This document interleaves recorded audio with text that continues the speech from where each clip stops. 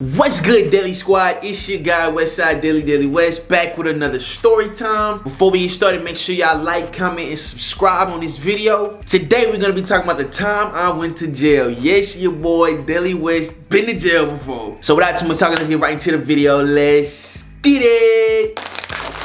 Pardon me, I haven't eaten today.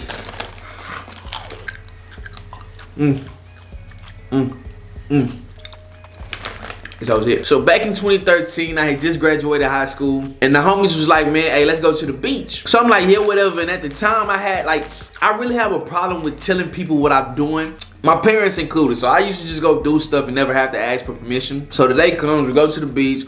We all meet at the studio, gas up, stop at the store, get snacks and all that good stuff. Now, mind you, contrary to the popular belief, I do not do drugs. Might sip a little liquor here and there, as y'all know, but other than that, I do not do drugs. But everybody I was in the car with definitely did drugs. And back then, I was drinking clear liquor, man. Like, not tequila and stuff like that, but like, I'm talking about like Amsterdam, Taka vodka. Ew. So I think I was drinking like, I might have been drinking like the Red Berry Amsterdam. So we lit. We all in the car. It's 4 or 5 black people in the car, first of all. Heading to the beach in a Buick. That scream, nigga pulled me over. So we make it fairly close to the beach before we get stopped by a state trooper. Now, mind you, like I said, we're underage. We're like 18 in the car. Maybe one person was like 21 at the time, and we like, yo, what the fuck? Like, this is a terrible situation. So we get pulled over. We pull over. The guy comes to the window. He like, yeah, he was like, yeah, license, registration, you know, usual stuff. So the driver, now I don't want to disclose them now. I mean, they know who they are. I mean, they ain't, you know, I mean, it's done with now, but I ain't finna just blast it out like that. So the driver gets the license, registration. He go run his stuff. Comes back and he's like, yeah, can I search the vehicle? Now, looking back at it, the way that whole situation went down, it was all wrong. It was totally wrong, but we young, we black, and it was white. It was a state trooper, a white state trooper who was like, fuck that, we're gonna do whatever this man say. Kid y'all not, soon as the door opens, a gram of weed falls out the car. So we like, yo, like, I'm talking about my heart went to my ass. I'm in the back seat tweaking. So yeah, so he tell everybody to get out of the car or whatever. He puts the driver in handcuffs. He puts the dude sitting in the back seat with me in handcuffs. Put me in handcuffs and put the passenger rider in handcuffs. Puts me and the guy I was riding in the back seat with in one car and put the other two in another car. Start searching the vehicle. We like, man, yo, we good. I mean, it was just that gram of weed that fell out. Nigga, when I tell y'all, they ended up finding like 2 more grams and like some pills. I think that was either some 4 bars or some X pills. I want to say it might have been 4 bars. Now, granted, the way it should have went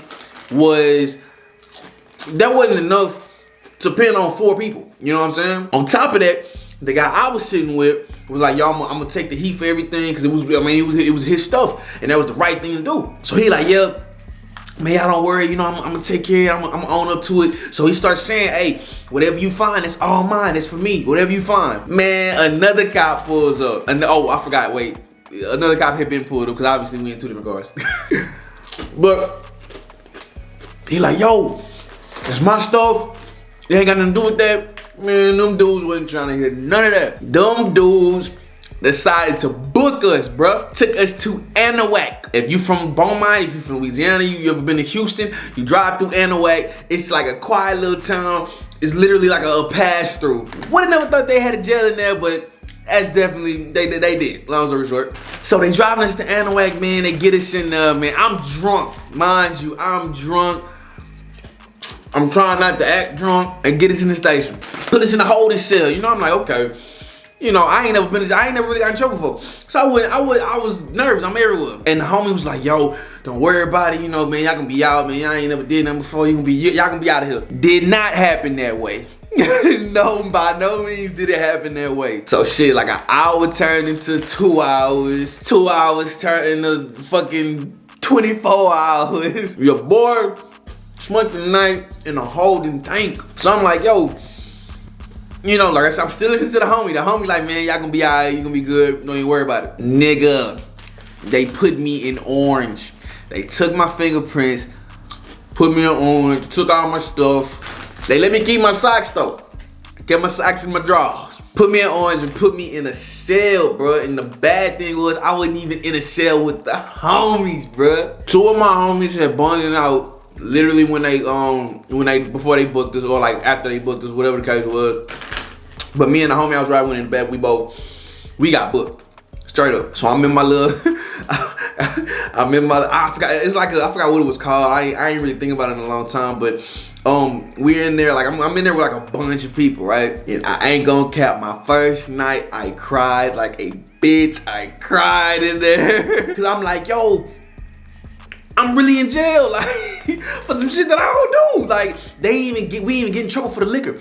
We got in trouble for the pills and the weed. So I'm in there crying. I'm crying like a little bitch. I'm like, Lord, I know what's gonna happen. Somebody gonna fuck with me. Cause I'm not gonna act like I'm a gangster, bro. I'm not gonna act like I'm just the toughest nigga in the world. Cause it ain't the case. Like, nigga, I ain't never really been in trouble. So the next day, I called my mom, man. I'm like, yo, nigga, she don't answer the phone. I start calling anybody that I can remember. Like, whoever nobody can remember, I start calling. Nobody was picking up. Literally nobody picked up. So it's day number 2 in there, and I'm just like, fuck it. So then I finally got, you know, I seen what the routine was. You know, you wake up, eat breakfast, go back to sleep, wake up around lunchtime, eat lunch, go back to sleep, wake up, wait a little bit for lunch, for dinner, and then they give you like an hour to go outside. So during the hour outside, I run into the homie. I'm like, yo, like, nigga, like, man, he all calm and shit, and he's still like that to this day. I kid you not, like, we still cool, everybody's still cool. He like, man, how you holding up in there, bro? I'm like, nigga, man, I'm up in there stressing my nigga, like, yo, when the fuck I'm supposed to be getting up out of here? And I guess we had to wait until we actually went to court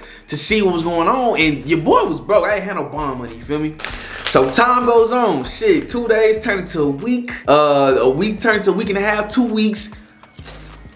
The homie got out, right? The other homie I was in there with got out. Left a message for this dude, I think his name was like Dirty Mike or something. He was like, yo, you know your name D-Red?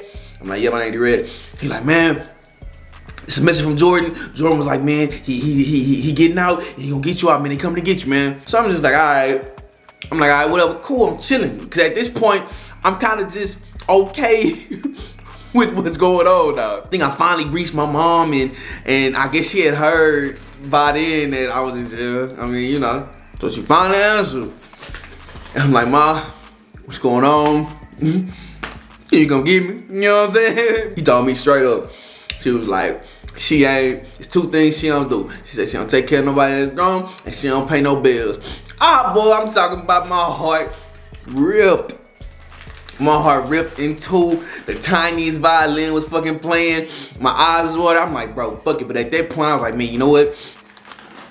I'm gonna have to toughen up. You know what I'm saying? I'm gonna have to do my thing, and I'm gonna show these motherfuckers what's up. So, 2 weeks turned into 3 weeks.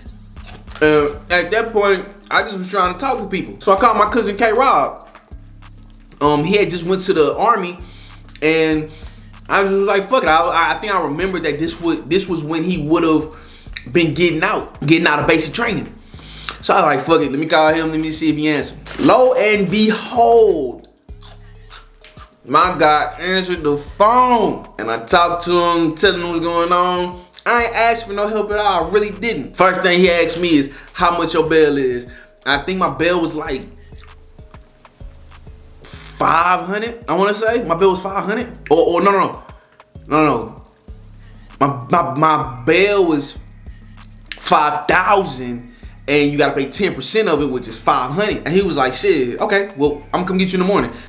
Nigga, I'm in that joyful, joyful Lord, we adore thee. My boy Kane got me, he ain't come get me. He paid the Barnes people to come get me. I'm checking out that bitch, man. I'm like, yo, I gave a nigga my socks, you know what I'm saying?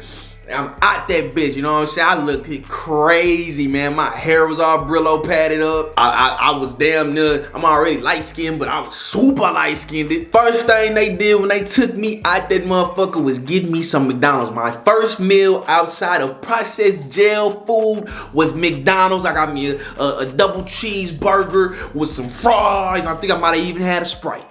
They dropped me off at my cousin K-Rob house, and that's what it was.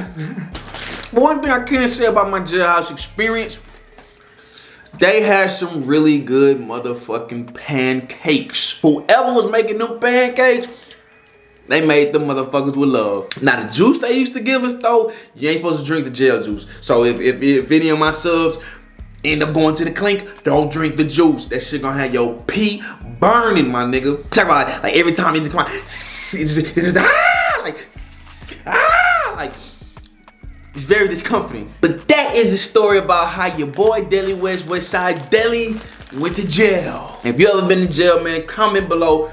We gonna do jailbird. That's the comment. You ever been to jail? Put jailbird in the comments. But that's gonna be it for this video. Make sure y'all like, comment, and subscribe. I see y'all on the next one. Deli Squad.